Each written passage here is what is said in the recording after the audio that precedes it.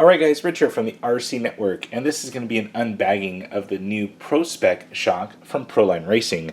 Now of course you probably already saw the short course version of these shocks, but this is now the 1/10 scale buggy version. I was really excited to see these things come out and be announced from Proline Racing because there's such a need for kind of a upgrade shock to many of the vehicles out there, and one particular that I want to install these shocks on, the Hot Bodies D413. Now the shocks on the D413 perform pretty good, but there's been some shock cap issues with the shock caps actually pulling out of the body, shock cap being plastic, the body of it being aluminum. So it's really nice that Proline's come out with these shocks. It's kind of like a universal fit. These are 12mm big bore shocks, aluminum bodied. They do have an aluminum cap and a plastic eyelet at the top. So these things are going to be pretty much a bolt-on shock to almost any 1/10 scale vehicle. And what's super nice is these do not include springs. So your existing springs on your 1/10 scale buggy will just literally fall right onto these shock bodies and should install very easily. So in this video I'm going to show you what you get inside the bag here, and then I'm going to go ahead and put them onto my D413 to see exactly how they are. So let's get to it here. These are rear and front specific. So this is going to be the front part number right here, 6267-00. The rear 6267-01. Pretty easy model numbers there, but I will have links in the video description so you can click on those straight over to Proline Racing. Now the pricing on these things, these are up there in price, retailing for about $64. I'm sure you can find them a little bit less out there at some of the major places with possibly coupons and whatnot. So let's go ahead and crack these things open. Let's see what you get inside the bag. What's really nice about Proline Racing is they do have lots of support, so you can actually email them and they actually answer their emails, which in this day and age is you know, kind of funny. The one thing that I've noticed with Proline Racing is they actually care about their customers, which is far and few between these days. So let's see what we get inside of here. I got kind of a little something caught up there. So it does look like you get a couple different spring retainers. Looks like you have a very flat one, a medium, and then a very tall one there. So you can kind of adjust your spring tension there just a little bit there, and also your standoff at the bottom. Right here, what's really nice about these shocks is they not only give you, there's actually even a flatter one there. So you do have 4 choices, lots of little spacers and O-rings. You do get the eyelets, both top and bottom there, and you do get all the tools here, which are really nice. I actually keep these in my pit bag and kind of like my little shock organizer kit that I have. So super nice. It kind of sucks that there's 3 different ones, but they're very easy once you start using them. So that's that. You do get a whole line of pistons right here. It looks like you get, they're not marked too well. Oh, there they are. Got the Sharpie marks there. I'm going to have to get those on there. 1.8, 1.6, 1.4, 2 holes all the way across. And you do get a blank, so you can kind of custom drill your own one. So very, very nice. On here too, those are the shock shafts. Super nice. There are no E-clips found in these shocks. Pretty much uses a lock nut at the end. So very nice. No E-clips to lose. Here's all the bits and pieces. You got the flanged balls, the smaller ones, the top little collars there, and also the screw to bleed the shocks as well. Bottom pieces right there, very nice, blue anodized aluminum, super nice. Lots of O-rings, and also you get that kind of like X spacer right there. That's going to get some Team Associated green slime. I always like to use that stuff on building my shocks. Last little thing here, this is the money bag right here. These are the aluminum shock bodies, the nice the spring adjustment right there with the Proline logo, super nice, and then also the top caps. So I've there's been a little bit of controversy on the top caps, you know, being a aluminum cap, but not really, because it's a plastic eyelet that goes into it.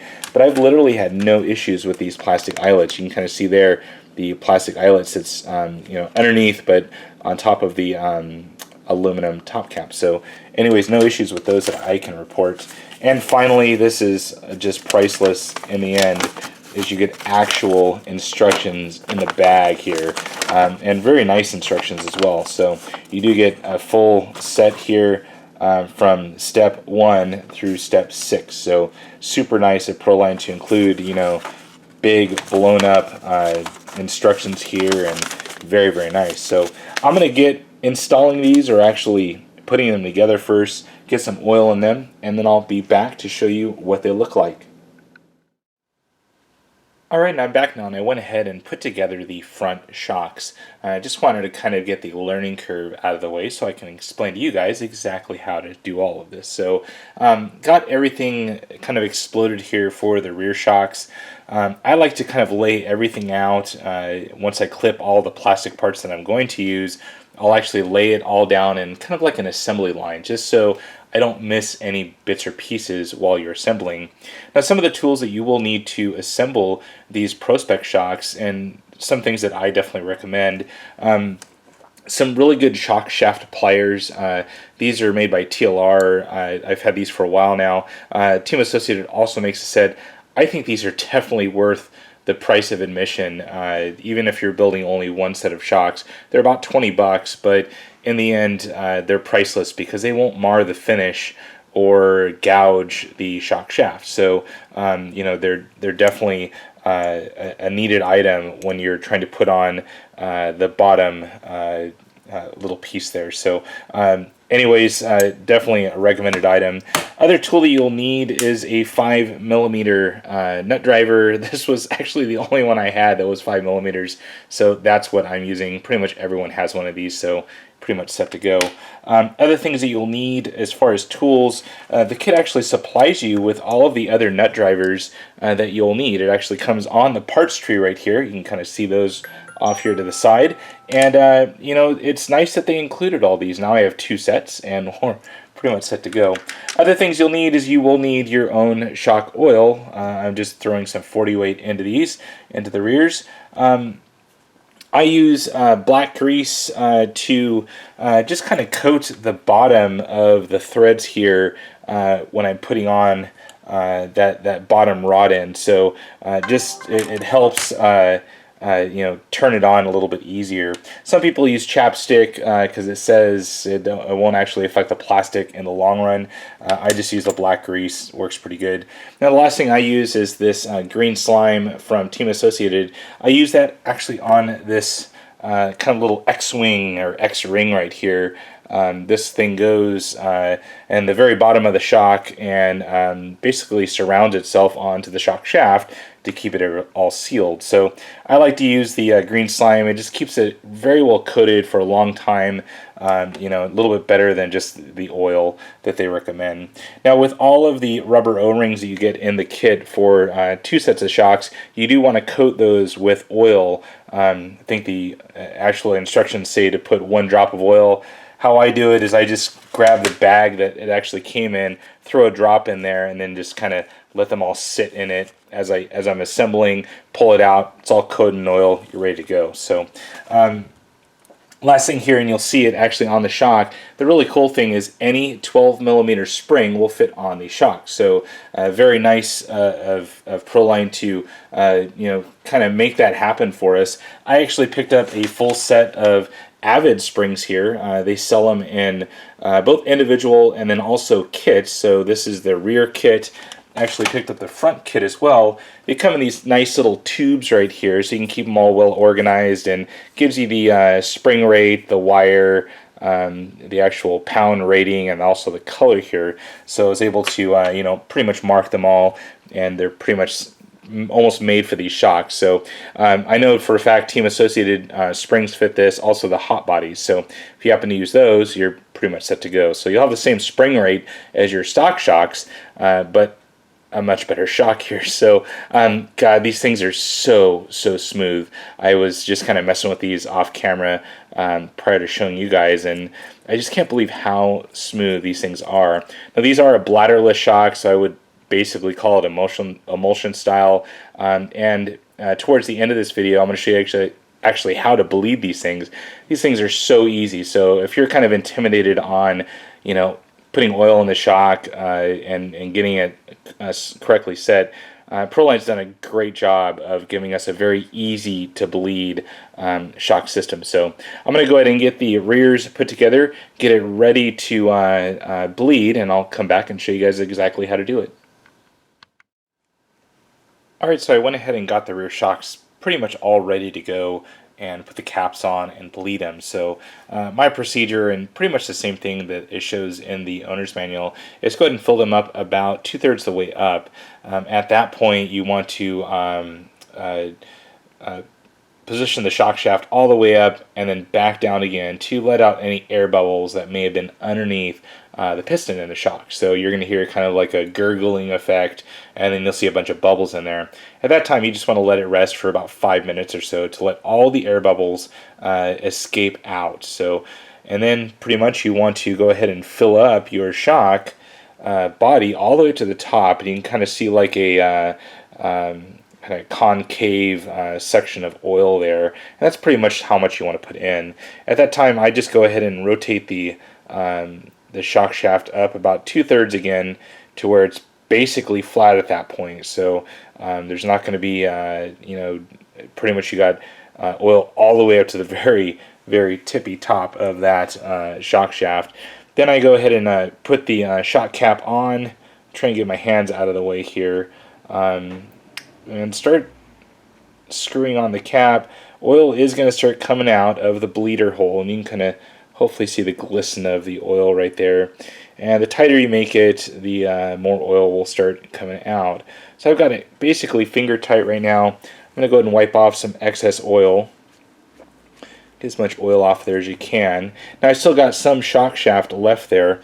I want to go ahead and tighten down with the included tool all the way down to where the cap is completely tight, and you'll see more and more oil kind of come out of there.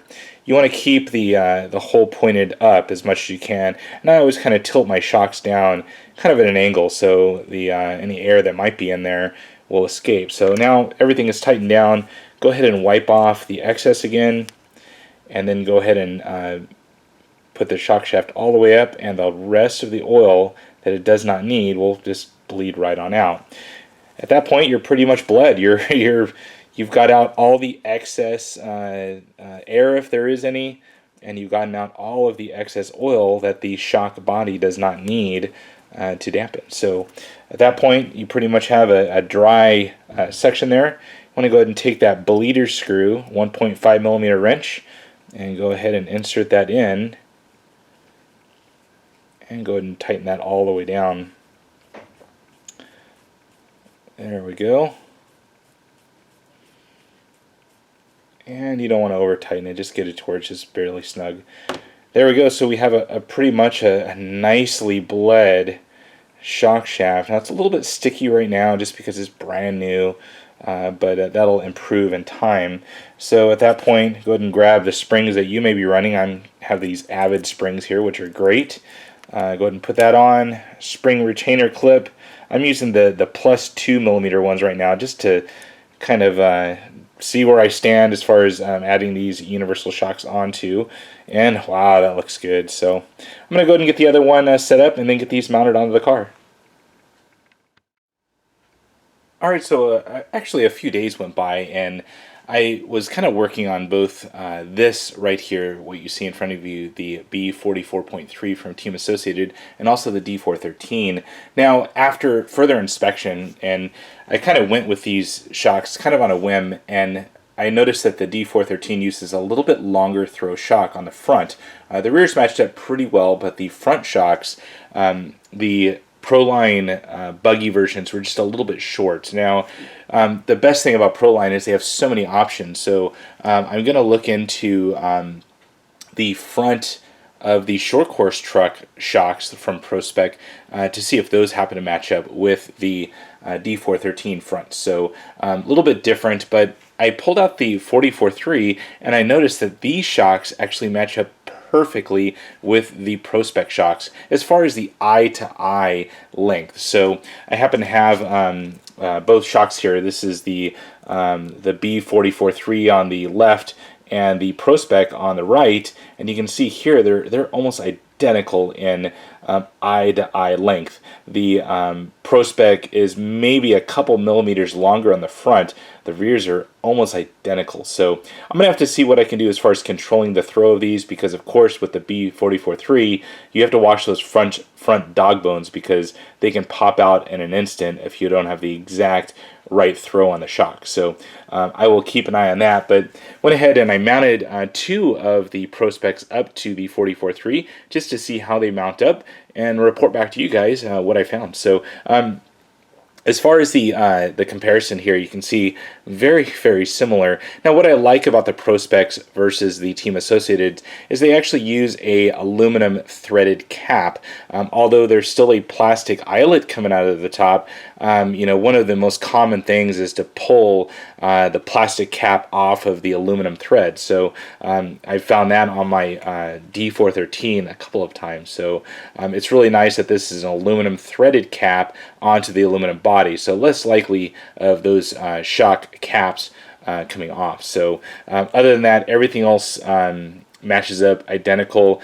If you have the Team Associated springs, they'll fit right onto the Pro-Specs. Now remember, these are the Avid RC springs. I picked up a full set of those, so I have an extra set to help tuning, and maybe these can go on different vehicles. I was actually looking at the Mini 8T from Team Losi that these things would fit right onto. So just another idea there for you guys. As far as the bottom eyelets, they bolted up perfect. You know, you can leave the stock balls right here from the Pro-Specs. They mount right up to the 44.3, also with the 413. As far as the top eyelets, that's where you're going to run into a little bit of trouble. Now, the stock 44.3 eyelets have this kind of little kind of bushing inside there, plastic bushing, to help minimize, you know, kind of a little bit of dampening up there, and just kind of pivot the shock a little bit on the shock throw. Well, the Pro-Specs have also a similar one, but they're just a little bit different in size.